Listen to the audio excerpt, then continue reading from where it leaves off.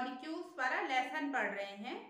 तो पिछली क्लास में हमने जो डाल्टन की जो एटॉमिक थ्योरी थी उसके बारे में हमने पढ़ा था। तो डाल्टन ने जो एटॉमिक थ्योरी दी थी जो कि क्या थी, जो लॉ ऑफ केमिकल कॉम्बिनेशन था लेवोसियर द्वारा जो दिया गया था उसको ही डिफाइन किया उन्होंने अपनी एटॉमिक थ्योरी में। ठीक है, तो डाल्टन की एटॉमिक थ्योरी में एक चीज उन्होंने कही कि प्रत्येक जो एलिमेंट होता है, ठीक है, उसके जो जितने भी एटम्स होते हैं तो सभी का जो एटॉमिक मास क्या होता है, सेम होता है, कहा था। तो इसका मतलब उन्होंने एक कॉन्सेप्ट दिया था एटॉमिक मास का कॉन्सेप्ट। क्या दिया था, एटॉमिक मास का एक कॉन्सेप्ट दिया था उन्होंने। क्या दिया था, एटॉमिक मास, यानी हिंदी में कहें तो परमाणु द्रव्यमान। तो एटॉमिक जो मास होता है वो क्या होता है, तो आपको इतना तो पता चल गया होगा कि एटॉमिक यानी एटम, मास यानी द्रव्यमान, यानी किसी भी एटम का जो द्रव्यमान होता है उसको ही एटॉमिक मास कहेंगे। अब जब मैंने कहा कि एटम्स क्या होते हैं, बहुत ही छोटे होते हैं, है ना, इतने छोटे होते हैं कि आप मतलब उसे इमेजिन नहीं कर पाओगे। आप नेकेड आईज से देखना तो दूर, उसे इलेक्ट्रॉनिक माइक्रोस्कोप के द्वारा ही एटम्स को देख सकते हैं। समझ गए। अब उस एटम का मास निकालना बहुत कठिन काम है। ठीक है, जो एटम का जो मास होता है वो क्या होता है, ये एक एटम होता है, वैसे ही आप अगली क्लास में पढ़ोगे, और यहाँ पर भी मैं आपको बता रही हूँ कि जो एटम का मास होता है, तो एटम इस प्रकार का एक स्ट्रक्चर होता है। तो इसके अंदर जो होता है एक न्यूक्लियस होता है जिसमें कि प्रोटॉन और न्यूट्रॉन होते हैं। क्या होते हैं, प्रोटॉन और न्यूट्रॉन होते हैं। इसके बाहर ऑर्बिट्स होते हैं, ठीक है, और इन ऑर्बिट्स में क्या होते हैं, इलेक्ट्रॉन्स होते हैं। क्या होते हैं, इन ऑर्बिट्स में इलेक्ट्रॉन्स होते हैं। जो प्रोटॉन होता है वो पॉजिटिवली चार्ज होता है, जो इलेक्ट्रॉन्स होते हैं वो नेगेटिवली चार्ज होते हैं, और जो न्यूट्रॉन होते हैं वो न्यूट्रल होते हैं, न तो पॉजिटिव चार्ज होता है न नेगेटिव चार्ज होता है। तो एटॉमिक मास यानी किसी भी एटम का मास हम कहते हैं उसके अंदर जितने भी प्रोटॉन और न्यूट्रॉन है वो प्रत्येक एटम का अलग अलग एटॉमिक मास कैसे निकाला जाए। तो उन्होंने एक रिलेटिव मास कॉन्सेप्ट निकाला। ठीक है, साइंटिस्ट ने क्या किया कि रिलेटिव मास कॉन्सेप्ट यानी कि एक को स्टैंडर्ड वैल्यू बना दिया, किसी एक एटम के मास को स्टैंडर्ड बना दिया, उसी की तुलना में बाकियों का एटॉमिक मास निकाला गया। ठीक है, तो AMU यानी कि एटॉमिक मास यूनिट, ये आपने सुना होगा AMU। ठीक है, एटॉमिक मास यूनिट। तो एटॉमिक मास यूनिट किस प्रकार से निकालते हैं, जिसमें एक एटम को लिया गया जो है कार्बन 12। कार्बन 12 यानी कि ये है कार्बन का एक आइसोटोप। आप कहोगे आइसोटोप क्या होता है, तो आइसोटोप्स वो होते हैं जिनके एटॉमिक नंबर तो सेम होते हैं लेकिन एटॉमिक जो वेट होते हैं इनके वो डिफरेंट होते हैं, क्योंकि इनके न्यूक्लियस में न्यूट्रॉन की संख्या ज्यादा या कम होने से क्या होता है कि इनके एटॉमिक वेट बदल जाते हैं। ठीक है, तो इस तरह से उसका आइसोटोप लिया कार्बन 12। ठीक है, तो कार्बन 12 को एक स्टैंडर्ड बना दिया गया।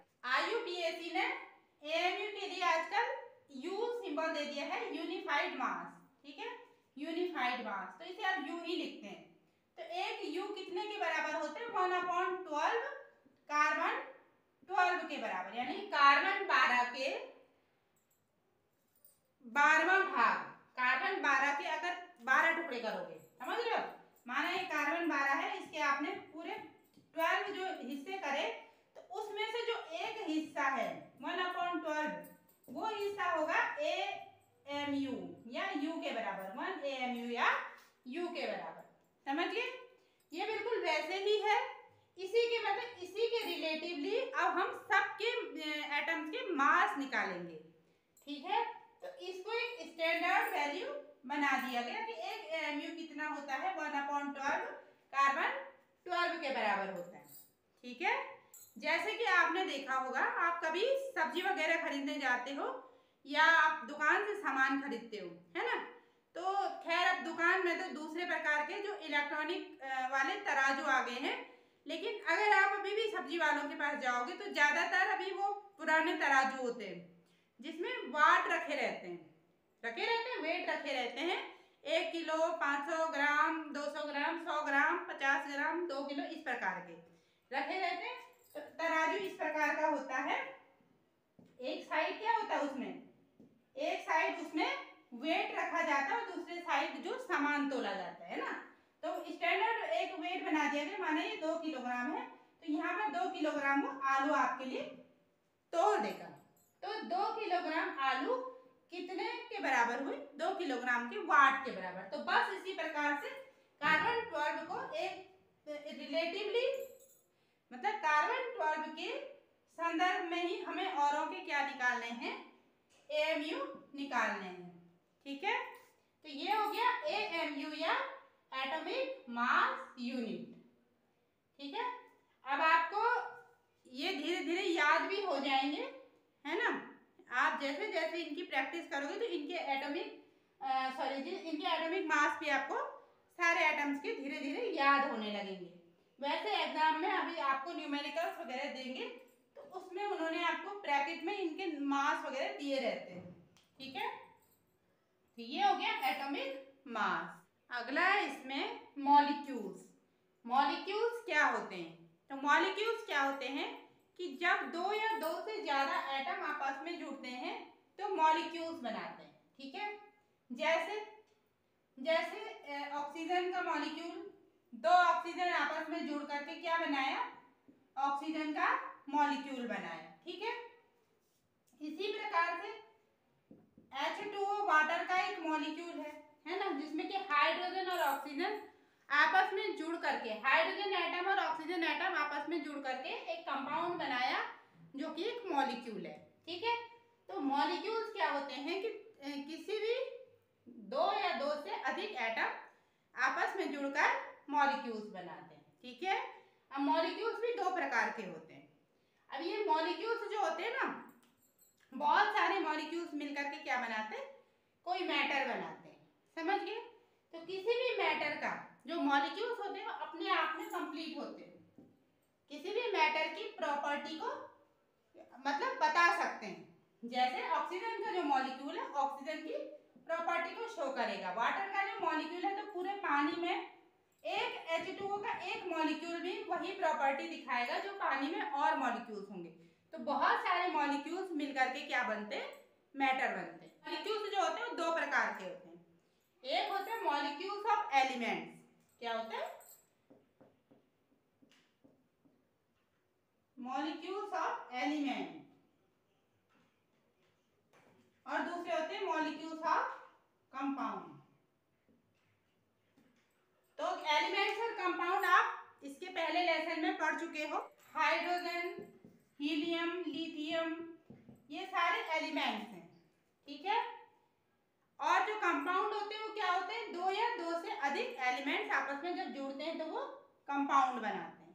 ठीक है, तो जब एक ही प्रकार के एटम आपस में जुड़ते हैं तो वो क्या करते हैं, जब एलिमेंट्स आपस में जुड़ते हैं, किसी एक ही एलिमेंट्स के एटम्स आपस में जुड़ते हैं, माना जब ऑक्सीजन के एलिमेंट्स आपस में जुड़ते हैं तो क्या बनाएंगे, ऑक्सीजन बनाएंगे, O2 मॉलिक्यूल बनाएंगे।